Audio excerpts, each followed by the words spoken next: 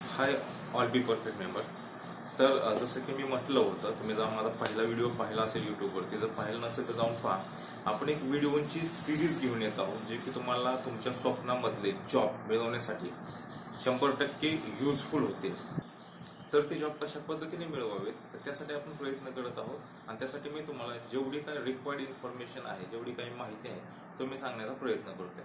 तर सगळ्यात महत्त्वाचं ज्या पहिल्या व्हिडिओमध्ये मी सांगितलं की फरक असतो की बायोडाटा, रिझ्युमी आणि सीव्ही. कारण जॉबला जाताना सगळ्यात जास्त मुलांचं हेच कन्फ्युजन होतं कॅन्डिडेटचं की रिझ्यूम बनवलं पाहिजे, सीव्ही बनवलं पाहिजे की बायोडाटा बनवलं पाहिजे. ह्याचं कन्फ्युजन मी मागच्या ह्याच्यामध्ये दूर केलेलं आहे, तर तो व्हिडिओ तुम्ही नक्की पाहून घ्या. आत्ताच्या व्हिडिओमध्ये आपण पाहणार आहोत की रिझ्युमेचं महत्त्व किती. तर लक्षात घ्या, तुम्ही ज्यावेळी जॉबला जाता तर रिझ्युमेचं खूप जास्त महत्त्व आहे. कारण रिझ्युमे तुमचं फर्स्ट इम्प्रेशन पाडत असतं. म्हणजे ज्याचा रिझ्युमे स्मार्ट तो कॅन्डिडेट स्मार्ट असंच समजलं जातं. कारण आज इंटरव्ह्यूच्या सगळ्या पद्धतीत त्या चेंज झालेल्या आहेत. पहिलं तुम्हाला डायरेक्टली बोलवलं जायचं, पण आता सगळ्यात पहिल्यांदा तुमचा रिझ्युमे मागवला जातो आणि रिझ्युमे पाहिल्यानंतर ठरवलं जातं की या कॅन्डिडेटला बोलवायचं का नाही बोलवायचं. तुमचे मार्क्स किती असू द्या, तुमचे पर्सेंटेज चांगले, जसं म्हणतो पर्सेंटेज चांगले असतील तुमचे, पण रिझ्युमे जर स्मार्ट बनवलं नसेल तुम्ही तर त्याला काही अर्थ राहत नाही. कारण ते दिसायला चांगलं दिसत नाही. म्हणजे सेम तुम्ही एखादं हॉटेल टाकलं आणि हॉटेलमध्ये हॉटेल खूप खर्च करून टाकलं, पण त्याचं डेकोरेशन चांगलं नाही. तुम्ही खूप खर्च करून एक हॉटेल टाकलं आणि त्याचं जर डेकोरेशनच चांगलं नसेल, आतमध्ये खूप घाणे, टेबल खुर्च्या व्यवस्थित ठेवले गेले नाहीत किंवा त्यांचे तिथं काम करणारे वेटर वगैरे साफसफाई ठेवत नाहीत, तर त्या हॉटेलला खर्च करून उपयोग काय. सिंपल. सेम तुम्ही पण एज्युकेशन खूप छान घेतलं, खूप छान पद्धतीने सगळे मार्क्स मिळवले आणि ज्या वेळेस जॉबची वेळ आली त्यावेळेस रिझ्युमे बनवण्यासाठी कंटाळा केला. कंटाळा म्हणजे काय करतो आपण, ज्यावेळेस तुम्हाला रिझ्युमे बनवायचा असतो किंवा तुम्हाला रिझ्युमे मागितला जातो तर मॅक्झिमम जवळजवळ 80 ते 90% मुलं काय करतात, रिझ्युमे कोणाचा कॉपी करतात. कॉपी करून काय करतात, त्याच्यामध्ये नाव, address, mobile number, email ID, marks वगैरे चेंज करायचं, बाकी फॉर्मॅट ऍज इट इज ठेवायचं. मग त्या व्यक्तीने रिझ्युमे 4 वर्षापूर्वी बनवलेला असेल, 2 वर्षापूर्वी किंवा 5 वर्षापूर्वी बनवलेला असेल, तोच रिझ्युमे आपण कॉपी करतो आणि पुढं फॉरवर्ड करतो.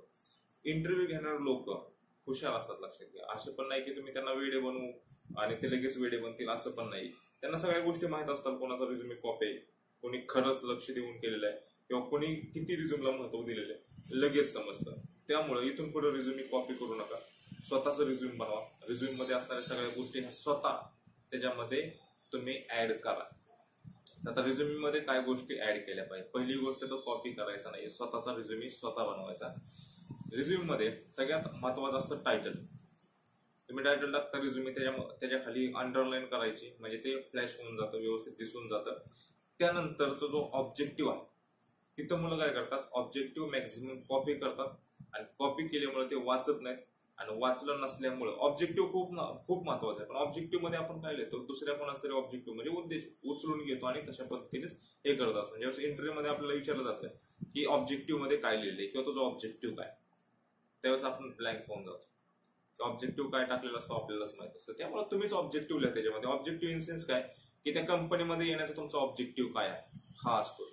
तुम्ही वेगळेच ऑब्जेक्टिव्ह लिहून टाकता. तर ज्या त्या कंपनीमध्ये एक सिंपल सांगतो की प्रत्येक इंटरव्ह्यू देताना किंवा प्रत्येक इंटरव्ह्यूला एक नवीन रिझ्युम बनवायचा, ऑब्जेक्टिव्ह थोडेसे चेंज करायचे. कारण त्या कंपनीमध्ये तुमचा नक्की ऑब्जेक्टिव्ह काय तो तुम्हाला सांगता आला पाहिजे, तो तुमचा पाठ पाहिजे किंवा लक्षात असणं खूप गरजेचं आहे. तुम्ही लिहिला काय, तो ऑब्जेक्टिव्हच्या बाबतीमध्ये थोडंसं कन्फ्युजन दूर झालं असेल. आता मॅक्झिमम मुलं काय करतात, ज्यावेळेस आपण रिझ्युमी बनवतो पर्सनल इन्फॉर्मेशन पहिल्यांदा टाकतात. चुकीचं आहे. जुना फॉर्मॅट आहे. आता नवीन फॉर्मॅट तुम्ही सगळे पहा. नवीन फॉर्मॅटमध्ये, आत्ताच्या फॉर्मॅटमध्ये पर्सनल इन्फॉर्मेशन कधीही पहिल्यांदा टाकायची नाही, ती लास्टला टाकायची. कारण ज्यावेळेस तुम्ही कंपनीमध्ये जॉबला जाता, तुम्हीच विचार करा ना, तुम्ही जो ओनर असाल आणि तुमच्याकडे जर कॅन्डिडेट आला, सगळ्यात पहिल्यांदा तुम्ही काय पाहणार, तर त्याचं आत्ताचं करंट क्वालिफिकेशन काय, तो नक्की काय शिकून माझ्याकडे या पोस्टसाठी आलेला. तर सिंपल मी तुम्हाला सांगतो की पर्सनल इन्फॉर्मेशन लास्टला ठेवायची. पहिल्यांदा तुमचं करंटली कम्प्लिटेड एज्युकेशन काय झालेलं आहे, की ज्या बेसवरती तुम्ही जॉबला आलेला आहात तर ते सुरुवातीला टाकायचं. तिथून मग खाली जसं की तुमचं पोस्ट ग्रॅज्युएशन असेल, त्यानंतर ग्रॅज्युएशन आणि 12th इथपर्यंत टाकलं तर खूप आहे. काही मुलं काय करतात 10वी, 9वी, 5वी, 6वी, 7वी पर्यंत, का तर त्यांना पर्सेंटेज चांगले मिळाले असतात किंवा नंबर आलेला असतो हे दाखवायचं असतं. पण लक्षात घ्या, त्या मार्क्सचा कंपनीला काय फायदा नसतो. कारण सिंपल आहे, कॉमन सेन्स आहे की 12वी झाली म्हणजे 10वी पण झाली असणार आहे. तर तुम्हाला ते काय बघतात, करंट क्वालिफिकेशन, आता तुझं काय कम्प्लीट झालेलं, MBA कम्प्लीट झालेलं, इंजिनिअरिंग कम्प्लीट झालेलं, ह्या गोष्टी पाहिल्या जातात. म्हणून ते व्यवस्थित मेन्शन करायचं, विथ पर्सेंटेज मेन्शन करायचं. ह्या गोष्टी झाल्यानंतर हा सिक्वेन्स तुम्हाला समजला की एज्युकेशन कशा पद्धतीने त्याच्यामध्ये असलं पाहिजे.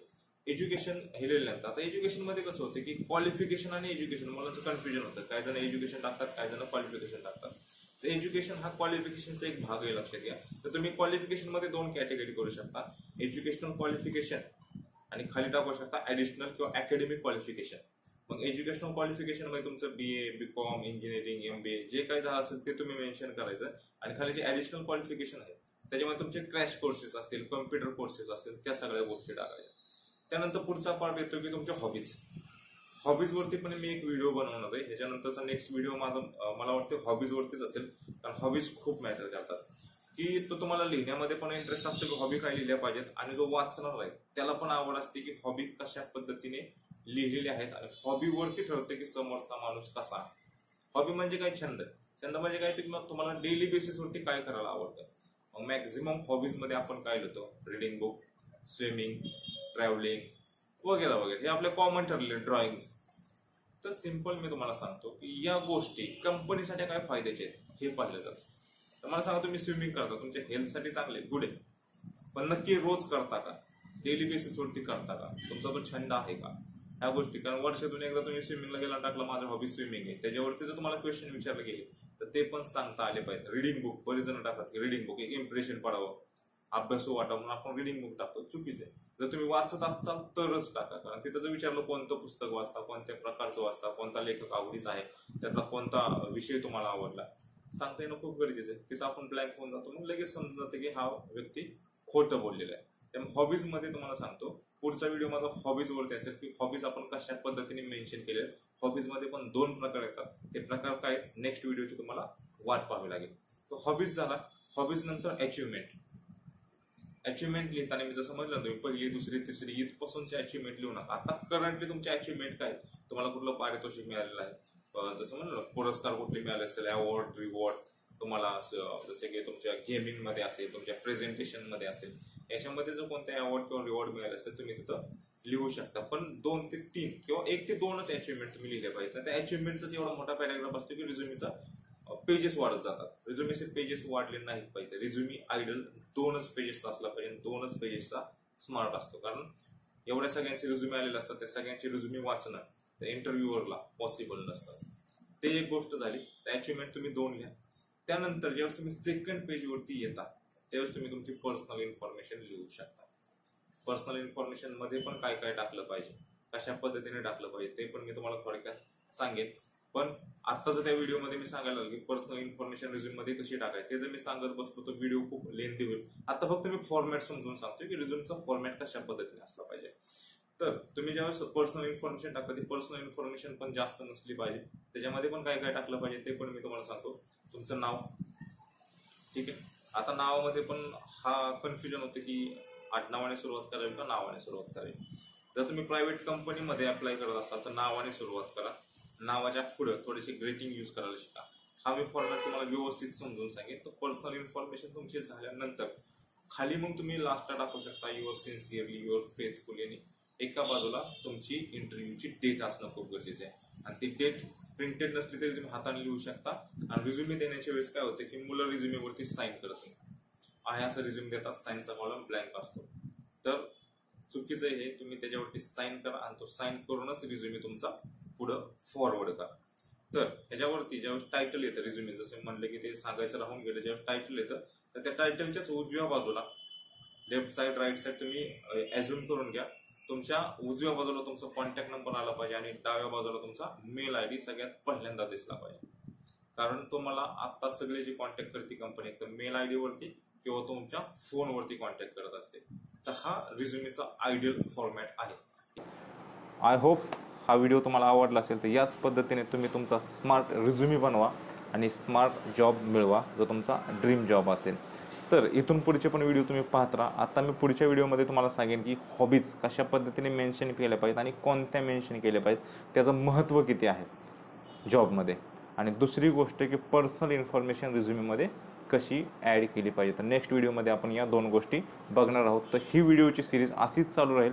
तुम्ही कंटिन्यू ते पाहत राहा आणि हो, आपल्या चॅनलला सबस्क्राईब करायला विसरू नका. बेल आयकॉनला क्लिक करा म्हणजे नोटिफिकेशन तुम्हाला ते पडत राहतील. तसेच लाईक करा, शेअर करा आणि कमेंट करा. तुमचे जर काही इंटरव्ह्यूच्या बाबतीमध्ये, पर्सनल डेव्हलपमेंटच्या बाबतीमध्ये, सॉफ्ट स्किलच्या बाबतीमध्ये तुमचे काही प्रश्न असतील तर कमेंट बॉक्समध्ये कमेंट करायला विसरू नका. तुमच्या मित्रांनाही दाखवा, तुमच्या फॅमिलीमध्ये, आणि जे जॉबसाठी अप्लाय करणारे कॅन्डिडेट आहेत त्यांना पण हे व्हिडिओ दाखवा. Be perfect. Let's begin.